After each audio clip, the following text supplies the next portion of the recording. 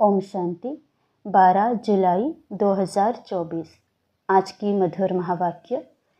मीठे बच्चे, तुम्हें साहिबजादे बनना है, इसलिए याद की यात्रा से अपने विकर्मों को भस्म करो। प्रश्न, किस एक विधि से तुम्हारे सब दुख दूर हो जाते हैं? उत्तर, जब तुम अपनी नज़र बाप की नज़र से मिलाते हो तो नज़र मिलने से तुम्हारे सब दुख दूर हो जाते हैं, क्योंकि अपने को आत्मा समझकर बाप को याद करने से सब पाप कट जाते हैं। यही है तुम्हारी याद की यात्रा। तुम देह के सब धर्म छोड़ बाप को याद करते हो, जिससे आत्मा सतो प्रधान बन जाती है। तुम सुखधाम के मालिक बन जाते हो। ओम शांति। शिव भगवान उवाच, अपने को आत्मा समझकर बैठो। बाप फरमाते हैं, शिव भगवान उवाच माना ही शिव बाबा समझाते हैं, बच्चे अपने को आत्मा समझकर बैठो, क्योंकि तुम सब ब्रदर्स हो, एक ही बाप के बच्चे हो। एक ही बाप से वर्षा लेना है, हुबहू जैसे 5000 वर्ष पहले बाप से वर्षा लिया था।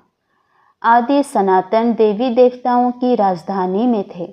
बाप बेट समझाते हैं, तुम सूर्यवंशी अर्थात विश्व के मालिक कैसे बन सकते हो?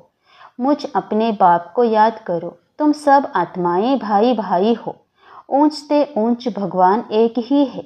उस सच्चे साहिब के बच्चे साहिबजादे हो। यह बाप बेट समझाते हैं। उनके श्रीमत पर बुद्धि का योग लगाएंगे तो तुम्हारे पाप सब कट जाएंगे, सब दुख दूर हो जाएंगे। बाप से जब हमारी आंखें मिलती है तो सब दुख दूर हो जाते हैं। आंखें मिलाने का भी अर्थ समझाते हैं। अपने को आत्मा समझ बाप को याद करो। यह है याद की यात्रा। इसको योग अग्नि भी कहा जाता है। इस योग अग्नि से तुम्हारे जो जन्म जन्मांतर के पाप हैं वह भस्म हो जाएंगे। यह है ही दुखधाम। सभी नरकवासी हैं। तुमने बहुत पाप किए हैं। इसको कहा जाता है रावण राज्य। सत्युग को कहा जाता है राम राज्य। तुम ऐसे समझा सकते हो। भल कितनी भी बड़ी सभा बैठी हो, भाषण करने में हर्जा थोड़े ही है। तुम तो भगवान उवाच कहते रहते हो।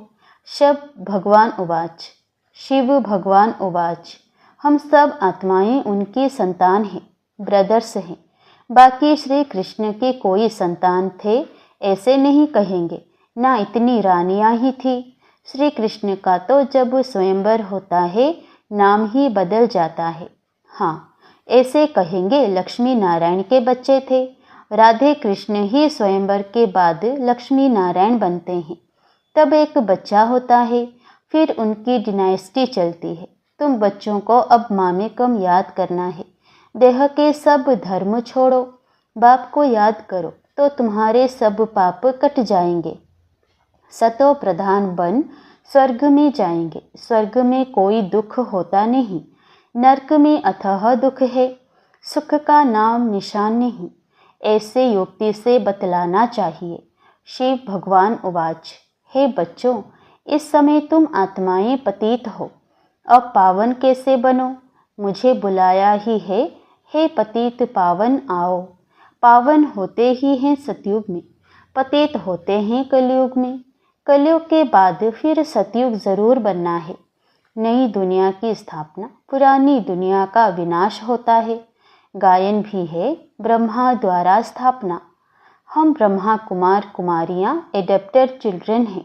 हम हैं ब्राह्मण चोटी। विराट रूप भी है ना। पहले ब्राह्मण जरूर बनना पड़े। ब्रह्मा भी ब्राह्मण हैं। देवताएं हैं ही सतयुग में। सतयुग में सदा सुख है, दुख का नाम नहीं। कलयुग में अपरम अपार दुख है, सब दुखी हैं। ऐसा कोई नहीं होगा जिसको दुख ना हो। यह है रावण राज्य। यह रावण भारत का नंबर 1 दुश्मन है। हर एक में 5 विकार हैं।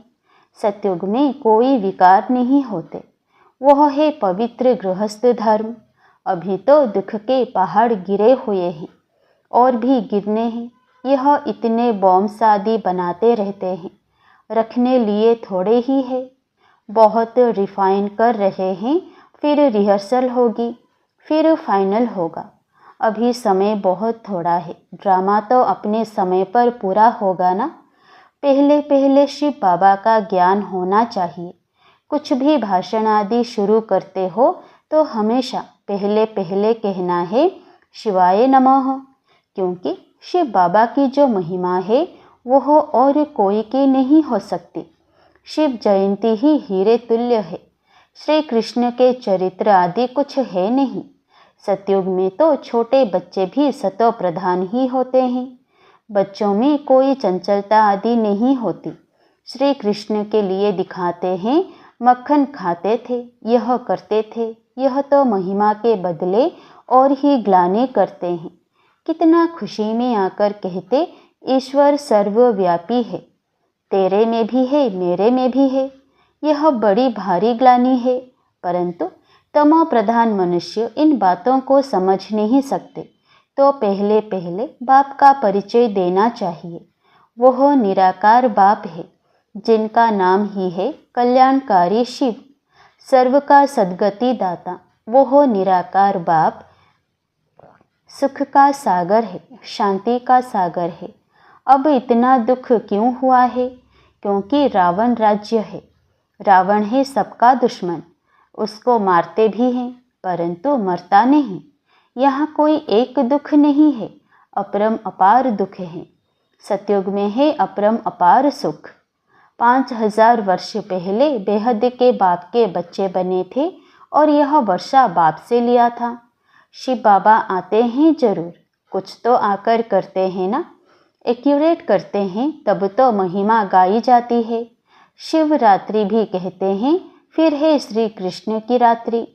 अब शिवरात्रि और श्री कृष्ण की रात्रि को भी समझना चाहिए। शिव तो आते ही हैं बेहद की रात में। श्री कृष्ण का जन्म अमृत वेले होता है, ना कि रात्रि को।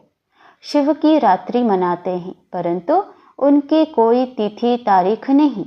श्री कृष्ण का जन्म होता है अमृत वेले। अमृत वेला सबसे शुभ मुहूर्त माना जाता है। वो लोग श्री कृष्ण का जन्म 12 बजे मनाते हैं, परंतु वह प्रभात तो हुई नहीं। प्रभात सवेरे 2-3 बजे को कहा जाता है, जबकि सिमरण भी कर सके। ऐसे थोड़े ही 12 बजे विकार से उठकर कोई भगवान का नाम भी लेते होंगे? बिल्कुल नहीं। अमृत वेला 12 बजे को नहीं कहा जाता।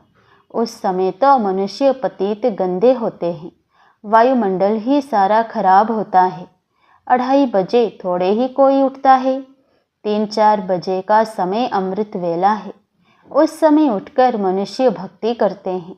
यह टाइम तो मनुष्यों ने बनाए हैं, परंतु वह कोई समय है नहीं। तो तुम श्री कृष्ण की वेला निकाल सकते हो, शिव की वेला कुछ भी नहीं निकाल सकते। यह तो खुद ही आकर समझाते हैं। तो पहले पहले महिमा बतानी है शिव बाबा की। गीत पिछाड़ी में नहीं, पहले बजाना चाहिए।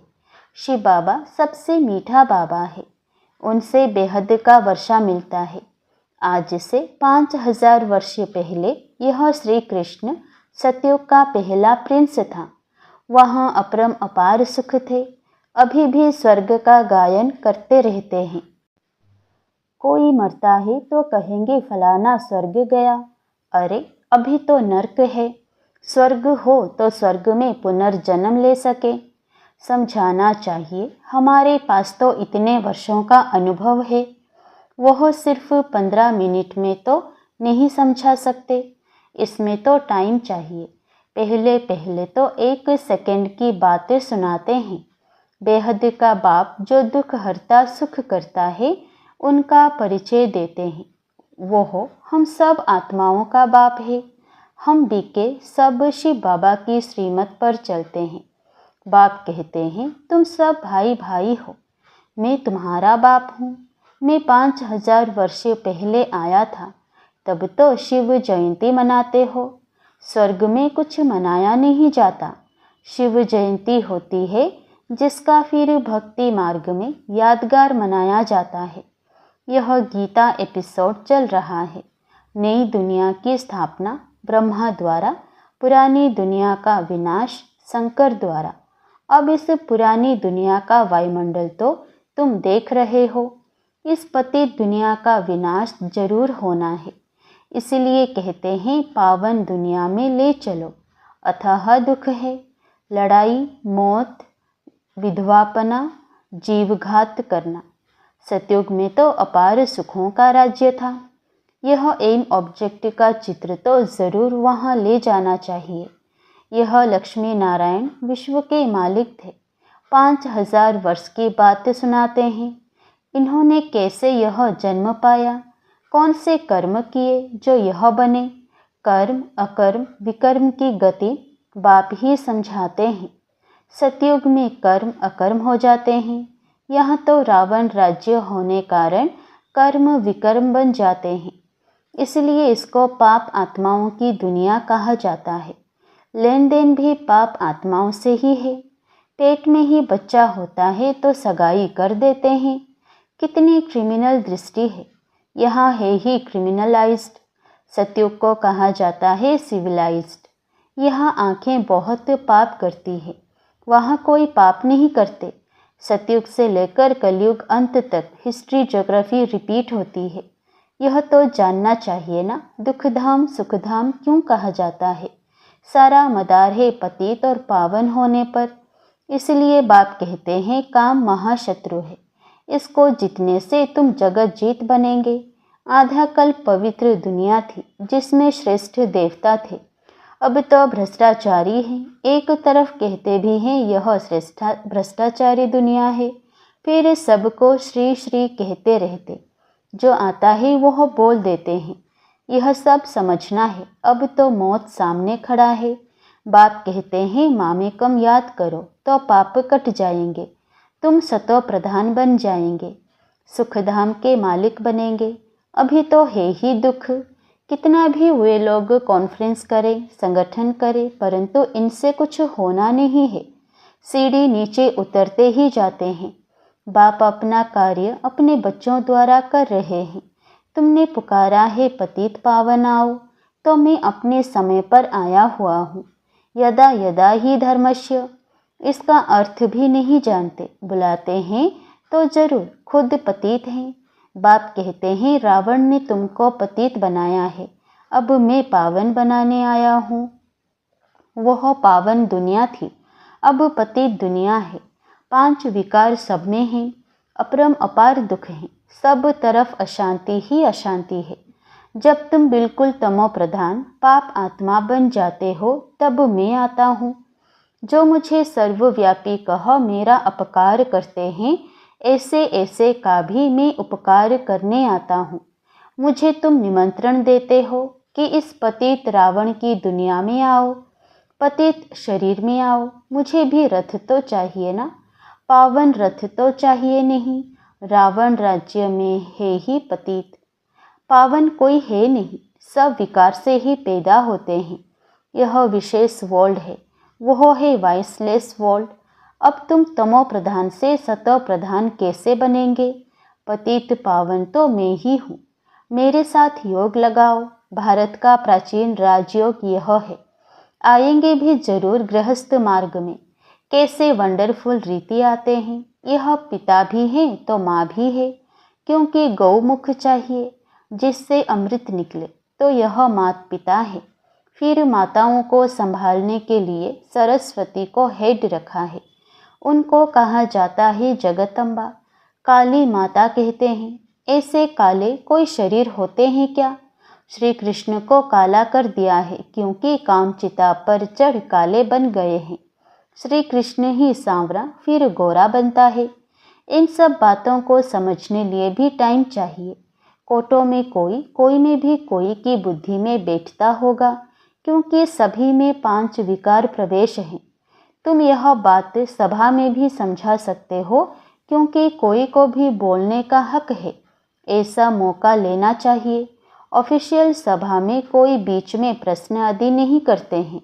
नहीं सुनना है तो शांति से चले जाओ, आवाज़ ना करो, ऐसे ऐसे बैठ समझाओ। अभी तो अपार दुख हैं, दुख के पहाड़ गिरने हैं। हम बाप को, रचना को जानते हैं। तुम तो किसी का भी ऑक्यूपेशन नहीं जानते हो। बाप ने भारत को पैराडाइज कब और कैसे बनाया था, यह तुम नहीं जानते हो। आओ तो समझाएं।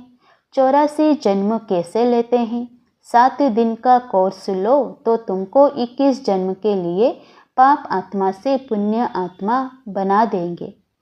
अच्छा, मीठे मीठे सिकिलधे बच्चों प्रति माता पिता बाप दादा का याद प्यार और गुड मॉर्निंग। रूहानी बाप की रूहानी बच्चों को नमस्ते। धारणा के लिए मुख्य सार। पहला, कर्म अकर्म विकर्म की गुह्य गति जो बाप ने समझाई है वह बुद्धि में रख पाप आत्माओं से अब लेन देन नहीं करनी है। दूसरा, श्रीमत पर अपना बुद्धि योग एक बाप से लगाना है। सतो प्रधान बनने का पुरुषार्थ करना है। दुख धाम को सुख धाम बनाने के लिए पति से पावन बनने का पुरुषार्थ करना है। क्रिमिनल दृष्टि को बदलना है। वरदान, नॉलेजफुल बन, सर्व व्यर्थ के प्रश्नों को यज्ञ में स्वाहा करने वाले निर्विघ्न भव। जब कोई विघ्न आते हैं तो क्या क्योंकि अनेक प्रश्नों में चले जाते हो। प्रश्नचित बनना अर्थात परेशान होना। नॉलेजफुल बन, यज्ञ में सर्व व्यर्थ प्रश्नों को स्वाहा कर दो तो आपका भी टाइम बचेगा और दूसरों का भी टाइम बच जाएगा। इससे सहज ही निर्विघ्न बन जाएंगे। निश्चय और विजय जन्मसिद्ध अधिकार है। इस शान में रहो तो कभी भी परेशान नहीं होंगे। स्लोगन, सदा उत्साह में रहना और दूसरों को उत्साह दिलाना, यही आपका ऑक्यूपेशन है। सदा उत्साह में रहना और दूसरों को उत्साह दिलाना, यही आपका ऑक्यूपेशन है। ओम शांति।